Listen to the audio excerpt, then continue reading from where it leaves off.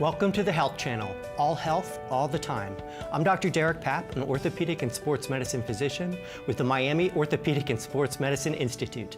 And today I'm joined by Unni Greene, personal trainer and nutritionist with Somi Fitness. Welcome, Unni. Thank you. You're welcome. Thanks again for coming. Today we're talking about fitness and nutrition, including setting goals, starting an exercise program, and which diets you should or shouldn't try. And later, we'll be talking about some holiday planning tips you can try to prevent gaining that holiday weight. But first of all, Unni, tell us a little bit about your background. Like, why are you here? It's actually pretty fascinating to me. Thank you, thank you. So I grew up in Sweden, and I came to the University of Miami at the age of 17. I grew up as a semi-professional figure skater. Okay. So health and nutrition has been my lifelong work. I was very fortunate to grow up in such a beautiful society where health and nutrition is at the forefront of everybody's mind. So definitely, but I have a question. What brought you to U of M? So it's a kind of a long, funny story, but my brother was a golf player and played varsity golf, and I figure skated with him. So just missing him every day and wanting to come here, I visited him and I couldn't believe the beautiful sunshine. I couldn't wait to come back and actually stay here. So I made it a point to get really good grades, and I started college at the age of 17. Okay. So, you know, there are a lot of difference between Sweden and Miami, but when it comes to taking care of themselves, are people fit in the same ways in different places? Because I recently moved here from Baltimore, and there is a certain level of fitness here in Miami that isn't present up north. Yes, you know, it goes both ways. I feel that here in Miami, people are very body conscious because we're always wearing short sleeves, shorts. It's a warm climate. But on the other hand, growing up in Sweden, it's a more natural lifestyle that lends itself to being fit without even thinking about it. We have public transportation, you're walking to work, you're taking your bike everywhere. So it's more built into your daily life. Whereas here, it's hot. Yeah. So we have to actually go to a gym or work out really early in the morning or late at night to not get overheated and just, you know, not be able to tolerate the heat. No, I think that's an excellent point. I think, you know, a lot of times when society has those kind of, when you have to take the subway or you have to walk, you have to do that kind of thing, you kind of exercise by accident. So, exactly. Yeah, I mean, one of the things that I was wondering is, what made you get into personal training and like diet, nutrition type stuff? So, good question. You know, it's been my lifelong passion, and because my parents put me on the ice at the age of 2, before I could really even walk, I grew up with a very competitive mentality. Being that, it kind of shaped who I became as an adult. And my father was a pioneer in terms of food. He would not allow us to eat sugar, which was, you know, back in the 60s. We were raised with grown vegetables, fruits. Everything was homemade. So I just kind of grew up that way and carried on. My passion grew out of just really like organically from who I was and who I have always been, and translated into my life's work. So here in South Florida, you're known as the diet diva. Yes. Is diva a Swedish word, or how did you get that nickname? You know, Dr. Papp, it's kind of funny because I'm not a diva. It's one of those words that I kind of cringed in the beginning when I was giving that name. We used to do a lot of conferences for women all over the world, and they would come and see me.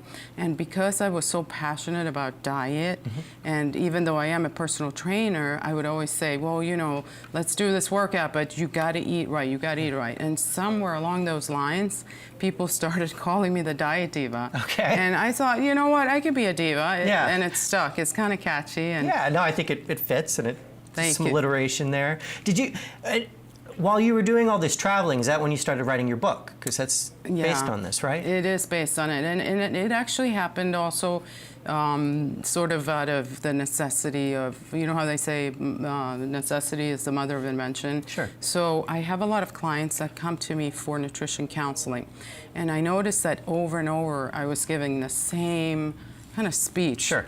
And one day I said, you know, I wish I had a book where I could just give people the book and instead of saying, you know, over and over the same thing. So my husband looked at me and he says, well, why don't you write it? Yeah. And I was like, I don't have time for that, but do you want to show our audience? You brought it with. So this is my current book that's on Amazon. You Okay. can get it on Amazon. It's also has its own website, Eat More to Lose More. And it sounds really tempting because you're saying, okay, I can eat all the time and lose weight. Yeah. But the premise is really eat more frequently to lose more weight, because we've been taught, and especially my generation, we starved ourselves to be thin. And it's really not a good idea. It backfires. You lower your metabolism.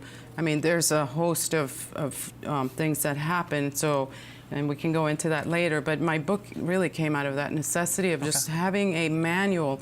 And the other thing, Dr. Papp, is that nutrition advice is very overwhelming. Everywhere you look, there's information. Sure. And It's so, everywhere. yeah, it's confusing. Yeah. So I wanted a more concise, boiled down, sort of like Nutrition for Dummies, where everybody can pick it up and understand it and utilize it and not get overwhelmed. Okay, so for a lot of people, it's hard to stick with diet and exercise goals. Why is that? You know, it's just an overwhelming kind of, the whole process can be overwhelming. So you know that you want to achieve a certain weight or a certain fitness goal, but I think what happens a lot is that people don't, they set sort of broad goals as opposed to really performance goals. Okay. And we can talk more about that later, but I think you need very specific goals. If you're just a general kind of feeling like, oh, I want to be healthier, that's not helpful. You need to actually say, what do I do to get there? So setting specific goals and getting through day by day performance goals will get you to your outcome goal. I think that makes sense. We actually have a graphic here about goal setting strategy, which is actually called SMART, which you can see on the graphic is specific, measurable, attainable, relevant, and time-limited goals. This actually comes out of the Mayo Clinic. For a lot of people, these kind of, just having that kind of, I guess, I think the direction, like what you were saying before, is helpful. But do you have any other tips for setting goals? Yeah, definitely. So a lot of times it helps if we visualize our goals. A lot of goal setting has to do with mind training. So you need to be specific, as the graph was saying. We also need to maybe take before pictures, and then as we go along, take progress pictures that will help us visualize again.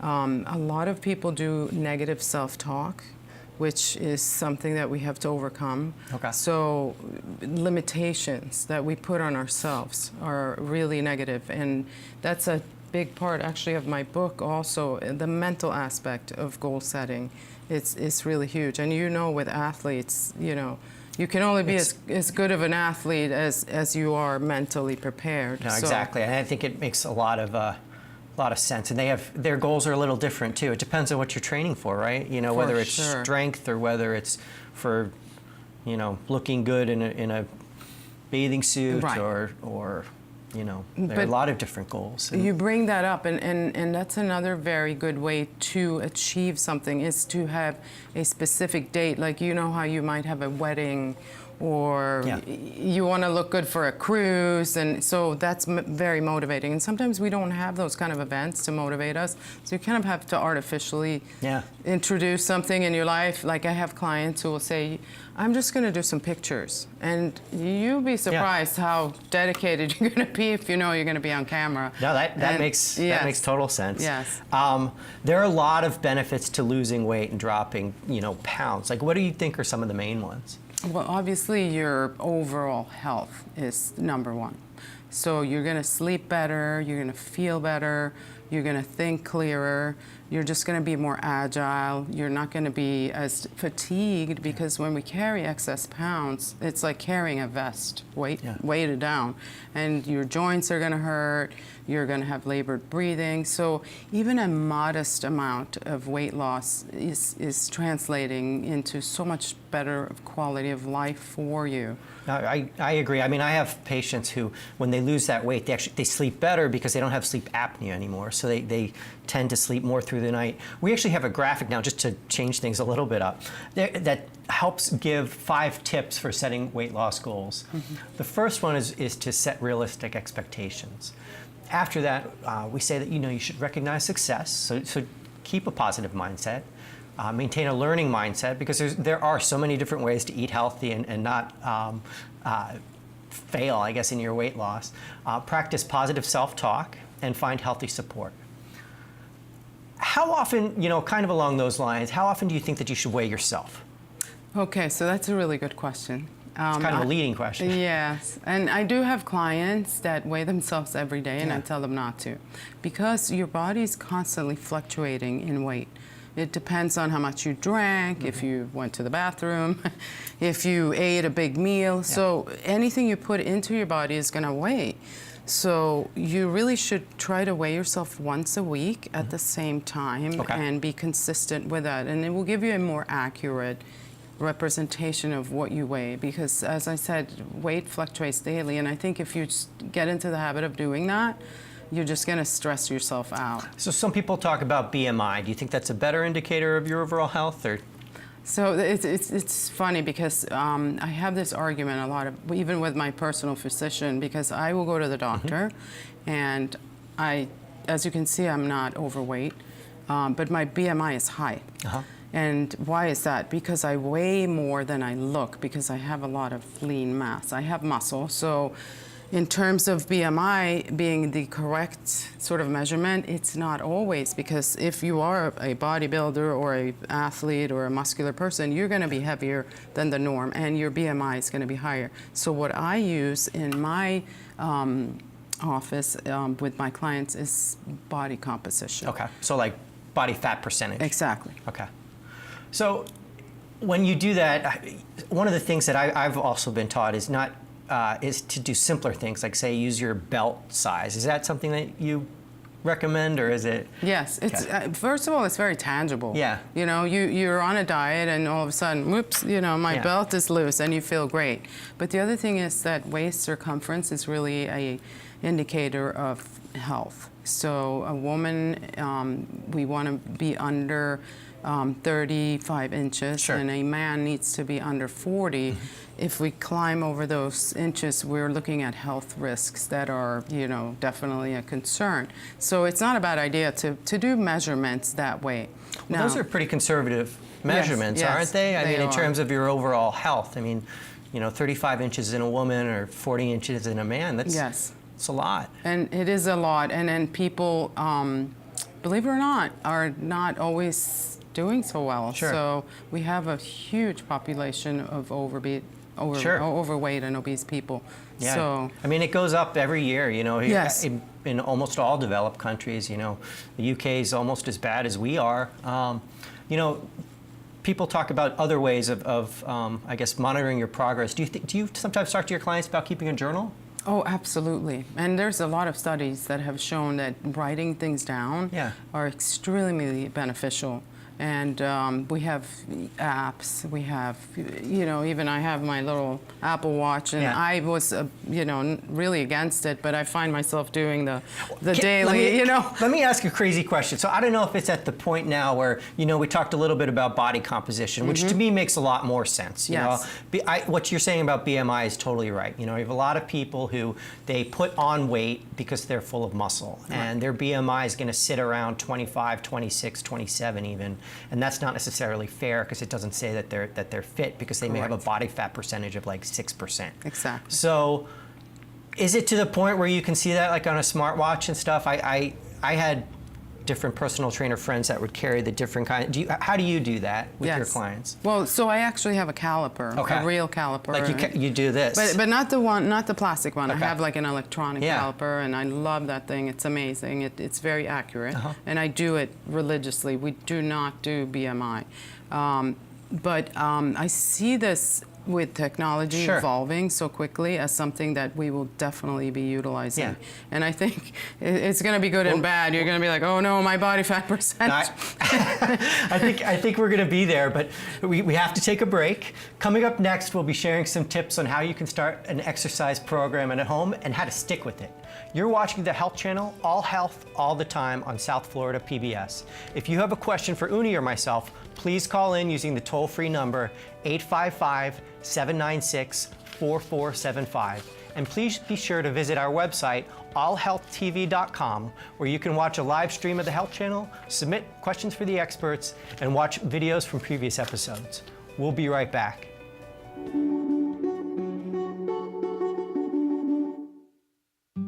I may look like all the other dogs, but I was born for a purpose. To one day be your companion, your eyes to see the world. I'll be your courage, your friend. With me, you'll find new freedom and hope for a better future. A dog I'm not. I'm a Southeastern guide dog.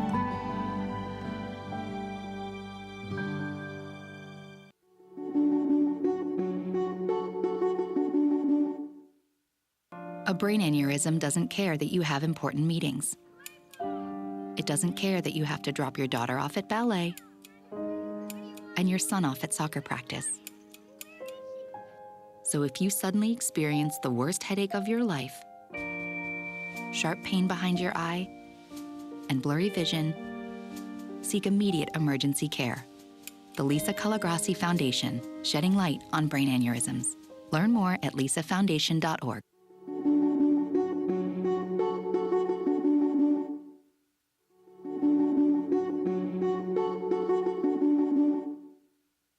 Heiny, tushy, badonkadonk, call it what you want, but talk to your doctor, because the American Cancer Society says colon cancer is a leading cause of cancer deaths in the U.S. I was diagnosed with colon cancer, but I might have avoided it completely if I just had my keister checked. So get off those juicy doubles and go get your rump shaker screened so you can say you literally saved your own. Can we change padonkadonk?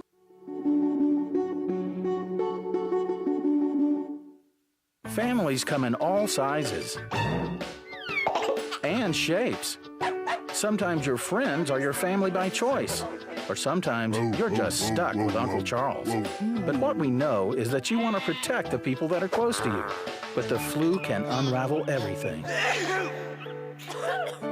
Your flu vaccine protects you and your family. No matter what draws your family together, protect yourself, protect your family. Everyone needs a flu vaccine.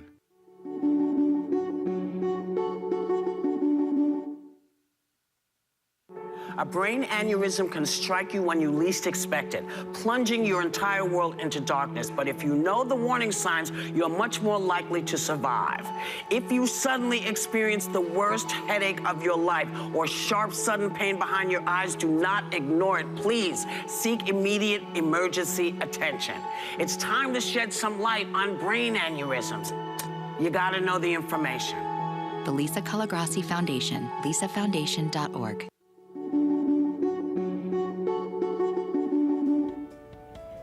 Welcome back to the Health Channel, all health, all the time.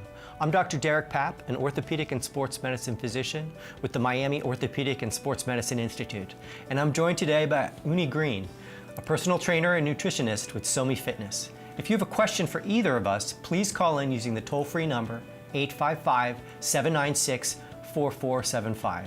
Before talking about exercise, which we're going to get into, people were wondering the difference between fat and protein. So do you have a model to show us this? Oh, absolutely. It's one of my favorites. So we have this representation here, and it's really interesting because people will come to me and say, I don't want to get too big. Yeah. And we have 5 pounds of muscle here, and then we have 5 pounds of fat right here, and you can see the size difference.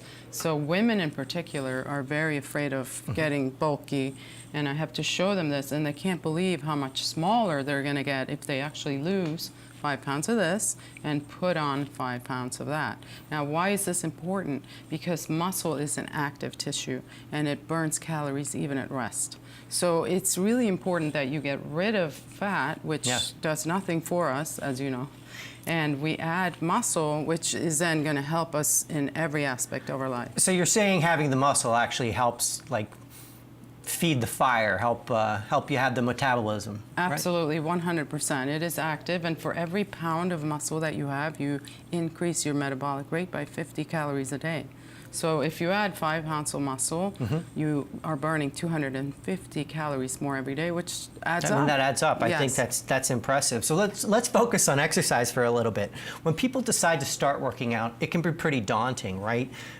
Do you feel like getting started is the hardest part of the whole thing, of the whole process? Absolutely. I think the first day is the worst day. Yeah. And, you know, if you can just get that first day going, usually you feel better and you start into a habit. But it takes a long time to form a habit, so you have to kind of resist all those negative things, even our subconscious that comes into play, and try to sabotage us. But yes, the first day is the most difficult. But once you start, I think most people at least stick to it in the beginning. Yeah, no. So we have a graphic for the viewers to look at some common reasons why people don't work out.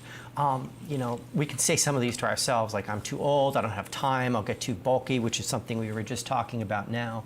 It costs too much, or exercise isn't fun. What do you think is the best way to motivate yourself to work out? So even in my book, I address this because it is a huge problem. We do a lot of negative self-talk. And I said it in the beginning, I think keeping a positive mindset is critical. Yeah. So I challenge people in my book to actually talk to themselves the way they would talk to a friend. Yeah. I can do this. I am worth this. I think setting a concrete appointment and writing it down in your calendar, just to not say, oh, you know what, I'll work out later, and later never comes around. You have to make that commitment to yourself and just make it happen in terms of being concrete and actually sticking to it. Yeah, that makes sense. I mean, if you're new to working out, one way to start is to just move more. Check out this video from Baptist Health South Florida that explains the simple benefits of simply walking your dog. Walking your four-footed best friend provides you both with more health benefits than you may realize. The American Heart Association has put forth some guidelines for us to be able to achieve what they consider to be the optimum amount of exercise. And they recommend that all of us get 150 minutes a week of moderate exercise. And owning a dog and walking a dog can easily help you achieve that goal. The benefits that dogs get from walking on a leash go far beyond physical exercise. It really helps to walk your dog to prevent behavior issues because regular walks provide your dog with an outlet to just relieve stress. But what if walking your dog turns into a drag, literally? Leash training is definitely one of the hardest things I think that I see dog owners struggle with. The biggest complaint is that their dog pulls really hard against the leash. There are what I like to call dog training cheats.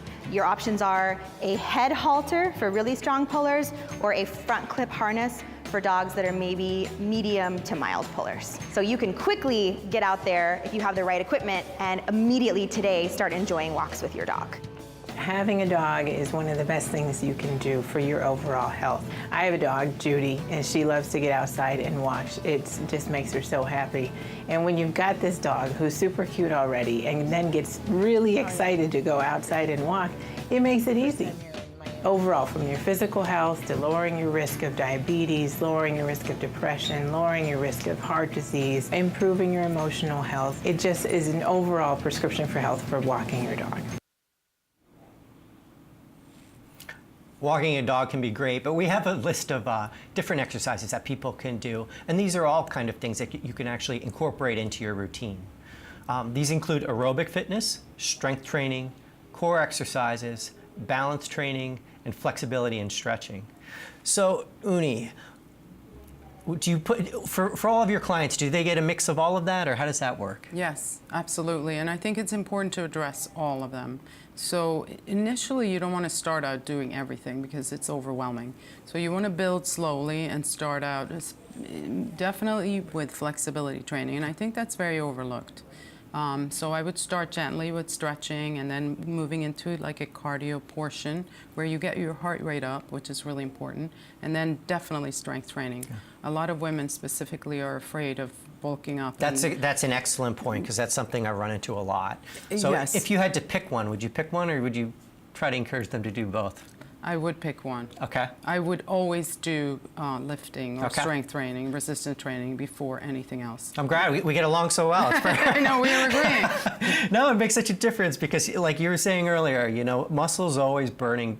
It's always on fire. So I try to make sure when I talk to patients, you know, especially guys have, you know, as guys, we have our own set of problems. Like guys tend to forget their legs. They tend not to, they tend to want to do their muscles in the front, so they do their chest, but they maybe forget their back. And if you can get your back big, that actually is, it's, you know, it's eating up food the entire time that you're doing stuff. I have a question for you. So at the end of January every year, I always feel like the amount of people that are in the gym actually drops off. Do you have any sense of why that happens? Yes, I think people get frustrated. I think people set unrealistic expectations and they don't see those immediate gains, so they kind of give up.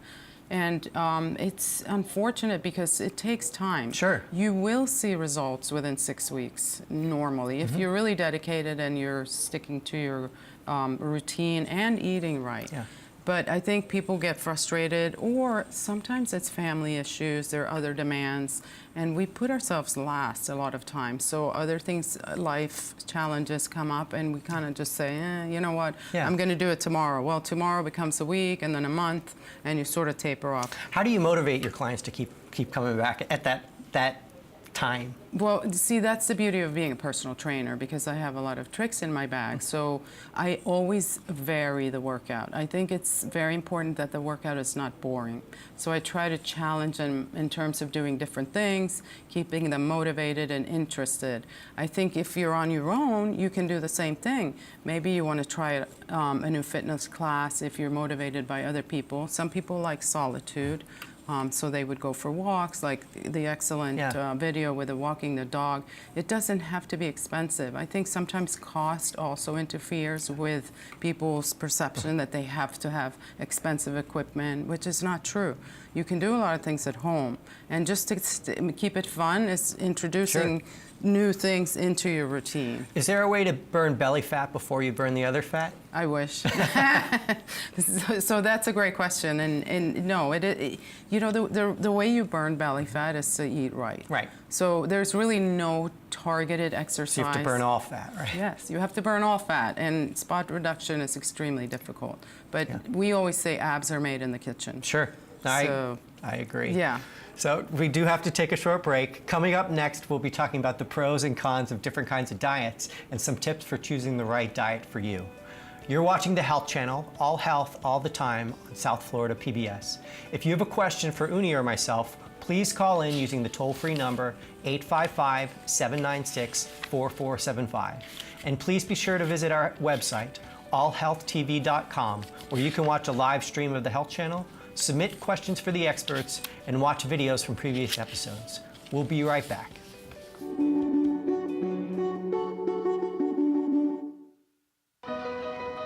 Keeping your kids healthy is the first step to protecting their dreams. When you keep them safe, there's no limit to how far they can go. Nothing is out of reach. No mission? Impossible. Give your son or daughter a better chance to see their dreams come true. Give them the HPV vaccine at age 11 or 12 to prevent HPV cancers later in life.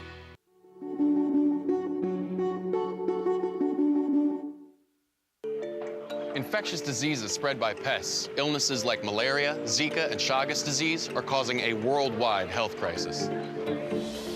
Here at home, we don't face the same level of threat, but we shouldn't let our guard down. Mosquito-borne diseases like West Nile virus and Zika are impacting communities across the U.S., and Lyme disease spread by ticks is on the rise.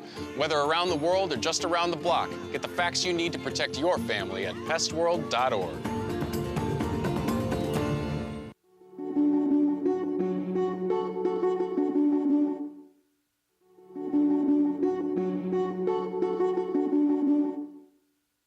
You can try to ignore it, but the problem is everywhere.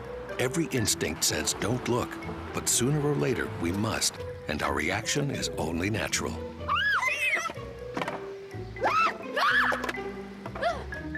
Mice contaminate food and transmit disease. Termites cost billions of dollars in property damage each year. And cockroaches can trigger asthma attacks and spread salmonella. Trust your instincts. Learn more about how to protect your family at pestworld.org.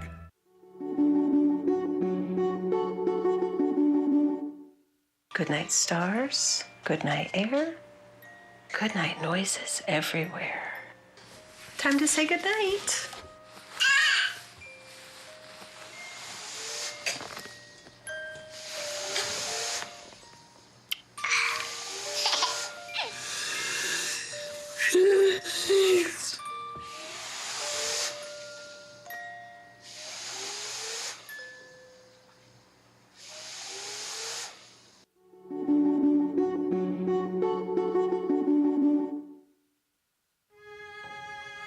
When you lose hope, I'll be there. When your world goes dark, I'll lead the way. When you come back home, I'll be by your side. I'll give you hope. I'll give you confidence. I'll be your freedom. I know I'm little now, but when I grow up, I'll be your Southeastern guide dog.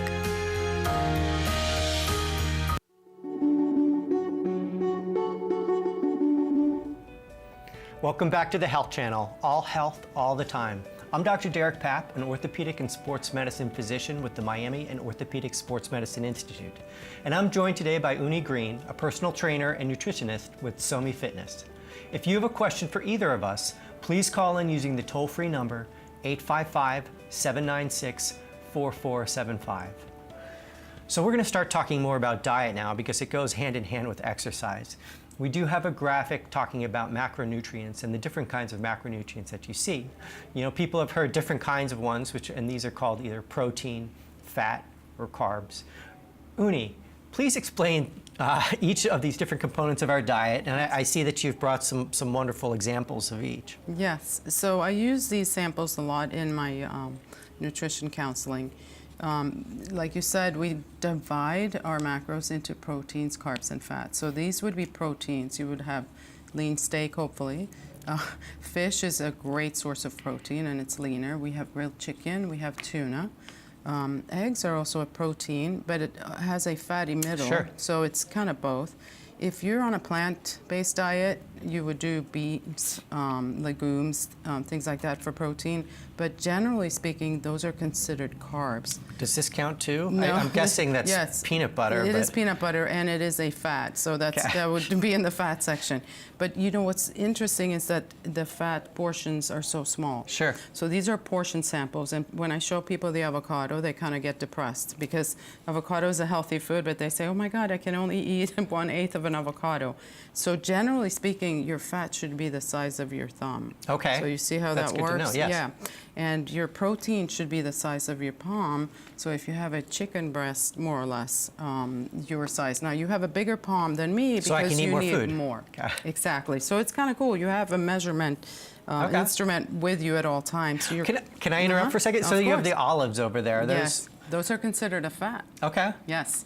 Because you know how you press them and make olive oil, which is a great source of healthy fats. But this is a fat, and this would be a portion size of olives, which is 5 of them. But the calories aren't that high in olives, are they? Or they're not, are they? But they are actually higher than you might think. So because they have a fat has 9 calories per gram, whereas protein and carbs have 4. Okay. So this is why you need to be a little more mindful when you're eating fat, because it's more caloric.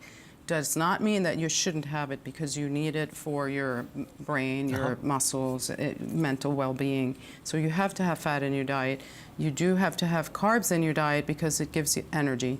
And protein is the building block of muscle, and it helps cell regeneration, and it also helps you stay satiated.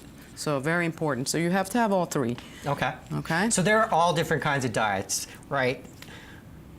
How do you determine what kind of diet is right for you? I'm sure you have a very strong opinion.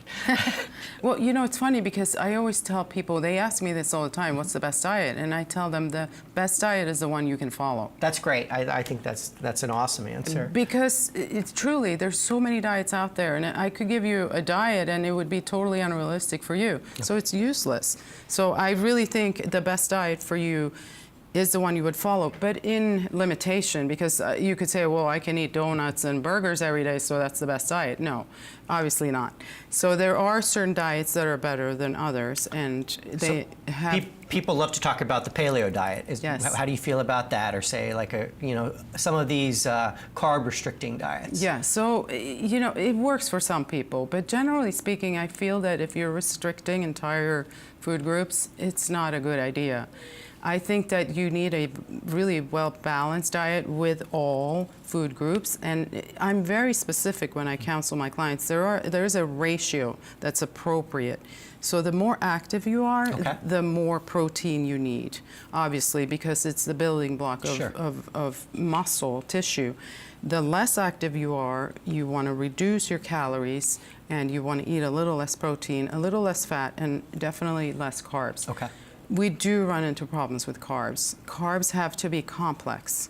You can't be eating refined carbs because it translates into fat gain. So sugar, cookies, candy, crackers, we all love them, but they're not a great option on a healthy diet. Okay, so if you were designing a diet for weight loss in specific, what would you do? I mean, would it be following all of these things? Would you be adding more protein or more fat, or? Yes, so that's a great question.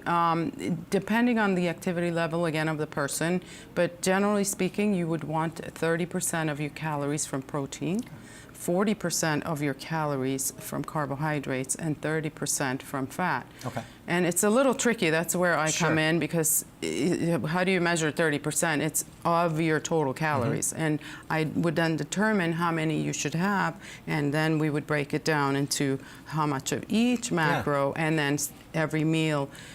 Specifically, breakfast should have a protein. Very important.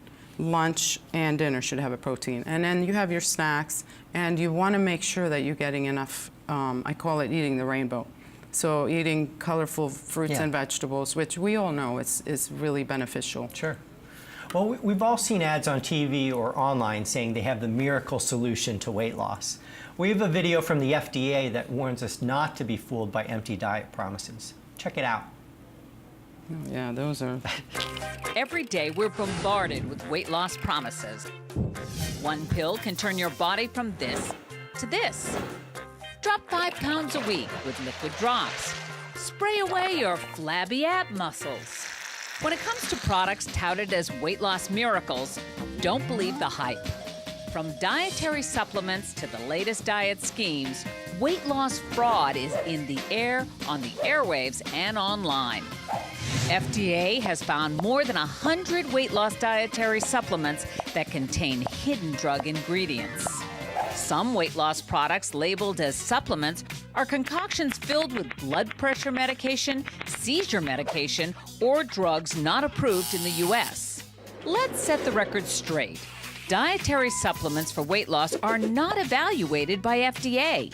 Many make exaggerated claims, and some are even dangerous. For example, the ingredient sibutramine, which was pulled from the prescription drug market for increased risk of heart attack and stroke, has been found in weight loss products. Yet another chemical compound tucked away in some over-the-counter weight loss cures is a suspected cancer-causing agent. Weight loss products can even interact with other medications a consumer may take. Risking cancer, heart attack, stroke, and dangerous side effects is not exactly the best way to drop a few pounds. Another popular fraud making the rounds is the HCG diet plan. This plan combines drops or injections of HCG, a pregnancy hormone, with a 500-calorie-a-day diet. Yep, just 500 calories a day. But peep this fact. HCG has never been proven to be effective for weight loss. Not only does it not work, promoting HCG in any over-the-counter weight loss product is illegal. No fraud when you hear it and see it. customer testimonial or likely to have been written by the owner's nephew? Is the product claimed as a new discovery or scientific breakthrough? How many true healthcare breakthroughs are announced only after midnight on cable TV or only on the web? Before popping an unknown pill or using an unproven or little-known treatment, talk to a healthcare professional. Don't take the word of an actor in a lab coat. Avoid the scams. Losing weight is not easy, but it can happen with a healthy diet, proper exercise, and by listening to your doctor. Yep, the old-fashioned ways. So please don't try to take shortcuts. Unni, what are some signs that an advertisement like this may be actually weight loss fraud? So any words that are instant weight loss or percentage, they say, oh, you lose 75% more weight. 75% of what? Yeah. So any type of catchy phrases like that are definitely a warning sign. And anything that's with claims of, they have miles of studies, thinking that you're never going to open and check the references. You want to stay away from that. Okay. Really, truly, none of this stuff really works. I don't subscribe to it. Sure. I don't give it. What works is really sticking to a good diet and working out. So you talk about, I guess, losing weight gradually, right? Like that's much more sustainable. Yes. What is the recommendation that you give your clients? Like, what's a realistic goal? Weight loss per week or month or whatever? Exactly. So that's really important too. We recommend 1 to 2 pounds per week of weight loss. Sure. And it doesn't sound like a lot, and I think that's where a lot of people get frustrated. But it's really important to remember 1 pound is 3,500 calories of fat. And I tell my patients, fat is not a bad word. Fat is stored energy. Sure. So you need to get rid of the storage. And it takes, if you have 3,500 calories in a pound, it takes 7 days of restricting yourself 500 calories per day to just get rid of 1 pound. We know that's a safe weight loss because it stays off. So any claim that, oh, lose 40 pounds in 3 weeks, that's ridiculous. And you'll only gain it right back. So safe, sustainable weight loss is 1 to 2 pounds a week. Okay. So some people talk about different kinds of inflammatory foods. Do you subscribe to that, or how do you feel that helps or hurts people? I do subscribe to that, and I think it's huge. Inflammation is the cause of illness. It's also the cause and culprit of aging. Because of inflammation, we start having cellular breakdown, we age more rapidly. One of the most inflammatory things we can eat is sugar. And I'm talking refined sugar, not naturally occurring sugar, which is in fruit. So the brown packets or the white packets? Both are bad. You actually want to stay away from that, and it's sort of like my pet peeve. Inflammation is huge. For women, for men, we definitely want to subscribe to an anti-inflammatory diet. So very important. Well, I think that's great. I mean, coming up next, we'll be talking about helpful tips to stay healthy during the holiday season. You're watching the Health Channel, all health, all the time on South Florida PBS. If you have a question for Unni or myself, please call in using the toll-free number 855-796-4475. And please be sure to visit our website, allhealthtv.com, where you can watch a live stream of the Health Channel, submit questions for the experts, and watch videos from previous episodes. We'll be right back.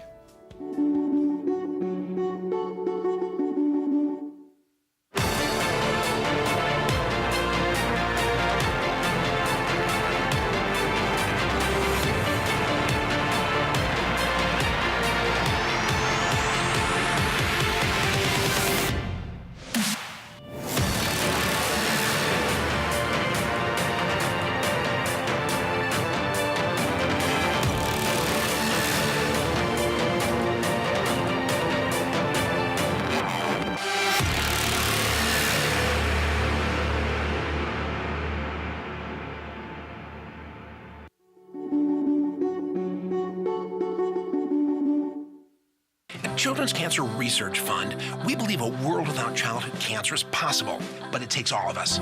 And whether it's developing a groundbreaking treatment or helping a girl realize her dream, everyone has a role in a child's cancer journey. People ask me how I keep a smile on my face. It's easy when you have so many great people that take care of you and support you. To find out how you can be a part of the child's cancer journey and a part of the cure, visit childrenscancer.org, a public service message from Children's Cancer Research Fund.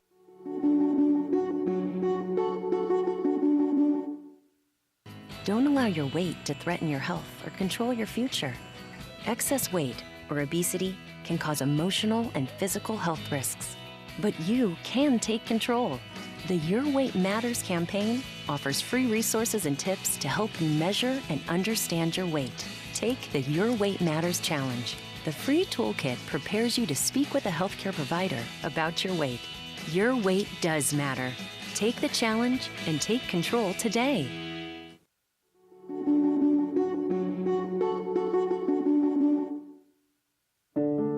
Ovarian cancer is devastating and difficult to diagnose. It's often only caught in advanced stages, and 4 out of 5 women will see the deadly disease return. I knew when ovarian cancer recurs, It's often incurable. It was terrifying, waiting for the other shoe to drop.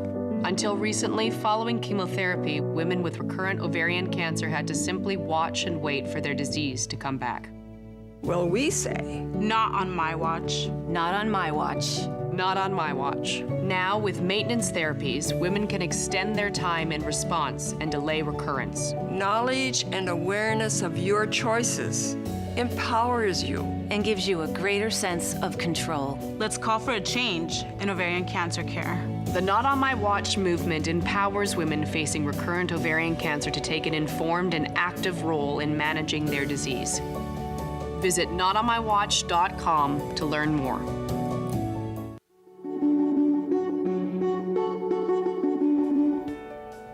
Welcome back to the Health Channel, all health, all the time. I'm Dr. Derek Papp, an orthopedic and sports medicine physician with the Miami Orthopedics and Sports Medicine Institute. Today I'm joined by Unni Greene, a personal trainer and nutritionist with Somi Fitness. If you have a question for either of us, please call in using the toll-free number 855-796-4475. So Unni, the holidays are coming up. In fact, we just saw Halloween. Yeah. And it's a joyous time for many, but it can also leave many people regretting the food that they've eaten after all the festivities are over. Why do people eat more during the holiday season? Oh, it's a great question. So, because our society centers around food, celebrations, joyful events, it's all about food. And also the added stress of the holidays. People, even when they're alone, they kind of tend to eat more. Sure. There's food everywhere. People bring food as gifts, people have parties. It just doesn't stop. So the holidays are challenging for a lot of people. No, I think that's excellent. I think you make an excellent point about holiday stress and actually helping motivate people to eat poorly. Mm-hmm. What about exercise? Do you find that people fall off during this time of year, or is it? Are they more motivated, or? You wish that they would be more motivated Yeah. because they're eating worse, but on the contrary, people actually kind of throw in the towel. So they say, oh, it's Thanksgiving, I'll be back in January. And we're like, no, you have to actually increase your activity level to offset some of the bad eating. So yes, people do throw in the towel. It's just overwhelming. Yeah, I mean, I can see that. One of my favorite jokes is after the holidays to be like, my New Year's resolution is to lose 5 pounds. I only have 13 more to go, right? So, exactly. I mean, so knowing that, how do you stay on track with your diet? Do you have different kinds of tricks that you tell your clients? Yes, of course. So, I tell people, why wait till January 1st to be at your best? This is an artificial date that we kind of gave ourselves. You're already here. My main goal is to maintain weight. So I don't tell people, you need to lose weight during the holidays because that's not realistic. But yes, you need to consistently keep working out, keep making good choices, and it's difficult. So giving yourself a little leeway is important as well. You do need to enjoy some of that. So on that note, are there certain holiday foods that you don't have to feel bad about eating? Absolutely. So Thanksgiving gives a lot of people stress. Mm-hmm. It is like an overabundance of food. So quantity-wise, it's too much. But there are good options on the Thanksgiving table. Turkey is great. Sure. It's a low-fat, healthy protein that we encourage people to eat all year round. Green beans without the mushroom, creamy topping. Uh-huh.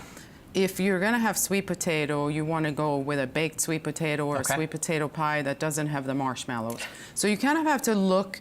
And another thing is, if it's not healthy, have a little bit. Okay. If you can. Sure. If you can stop with a little bit, have a little bit. That's what I tell my clients. Do you have a favorite Thanksgiving dish that there's a alternative healthy version for? Like, yeah, well, stuffing. okay, that's what I was going to ask, because I was thinking of that there's no way to make stuffing healthy. So you can actually, you can go online and Google healthier recipes, but I don't like store-bought stuffing because I don't like all the lard and pork, and so I make mine kind of vegan without the meat and make it from scratch at home, and it's really not that bad. Okay. So that's one option that everybody loves stuffing, but yeah.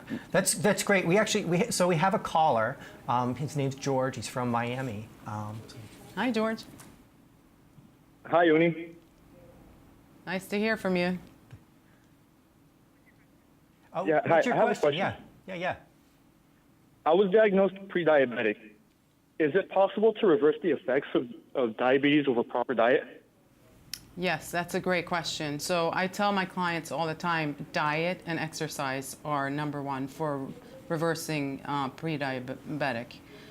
You need to immediately see somebody who can help you, and getting control of your blood sugar, and by doing that, you'll be able to stave off the devastating effects. You need to start eating less carbohydrates, less refined carbohydrates, and you need to work out, because when you work out, you're actually burning blood sugar right from the source in the body, and that will help lowering your blood sugar systemically. So absolutely, definitely. It is the number one cure. It is diet and exercise, and you should grab that on right now, and you can absolutely do it. It's encouraging because this is pre-diabetes, right? So you technically don't have diabetes yet. So you have time to make healthy life choices and actually prevent this from affecting you for the rest of your life.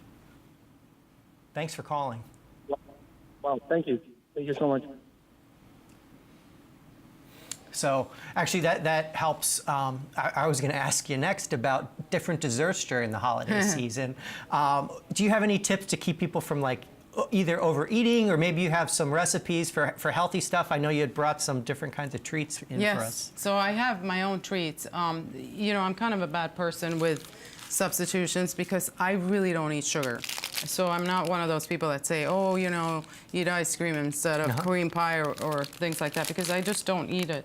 But I made these, and they're called Diet Diva Delights, and I made them specifically for my husband. Okay. And they have no added sugar. They have 11 or 12 grams of protein. I have a vegan option.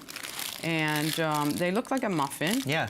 I make them at home. They're homemade, and I sell them in the gym. Yeah. But the good thing about them is that they are delicious. They taste like a brownie or a blondie, and they have no added sugar, and so you get your dessert without feeling guilty or breaking your diet. No, I think that's fantastic. Would you bring trays of that to holiday parties? I would. Really? Yes, I would, and I do. Okay. And I'll give you one after the show, so that you would can be try great. it. Yeah, I was looking to see which one had the most chocolate in it. Probably the brownie. Yeah. Exactly. No, I think that's great. So holiday parties are fun to go to, but there are a lot of food and drinks there. We do have some tips to avoid overeating. So I think for me, at least personally, the main thing is not showing up hungry. So if I'm trying to diet, I try to eat something healthy before I get there. You can volunteer to bring a healthy dish like your brownies. Don't hang around the food table. I think that's an excellent thing to do. Be able to say no, thank you, which is, I know can be hard. It's probably the hardest thing on there. And I think one of the best things is just to use that time to focus on your family and friends and enjoy the relationships you have in your life. But yeah, I was talking about the brownies, but do you have any other examples of dishes that you would potentially bring to a party? Well, I think anything that you make at home is better than anything store-bought. So if I'm going to a party and I know that there might not be something for me, I'm going to bring something that I will enjoy. So maybe a salad. Okay. You could bring even a shrimp cocktail plate. Yeah. That's a low-fat, good kind of option, or a vegetable plate with some yogurt dip, not the mayo dips. You can definitely do that, and at least you know that you're having something that you be comfortable eating. The other thing to do is not to go to a party, like the graph said, hungry. Because a lot of my clients make the mistake, they say, oh, I'm going to go to a party, I'm not going to eat all day. But you get to the party and you're starving, and your willpower, one drink, and you're done, so you're eating everything. Well, we are running out of time. I just wanted to give you one more chance to talk about your book, which I think is excellent. I do appreciate that. So all those tips that we talked about are in my book, because generally speaking, we all struggle with the same issues. And bringing your own food, making sure that you're always on top, and taking care of yourself, because a lot of us put ourselves last. We have so many demands, and we should be more considerate to ourselves, because if we're not good, whoever's around us is not good either. So that's really important. Taking care of ourselves should not be the last priority. Well, I think that's excellent. Thank you again so much for coming on the show. This has been a lot of fun. Be sure to join us next time on the Health Channel, All Health, All the Time on South Florida PBS. Follow us on Facebook and Twitter at All Health TV, where you can get health tips from all of our experts and see what's coming up next on the Health Channel.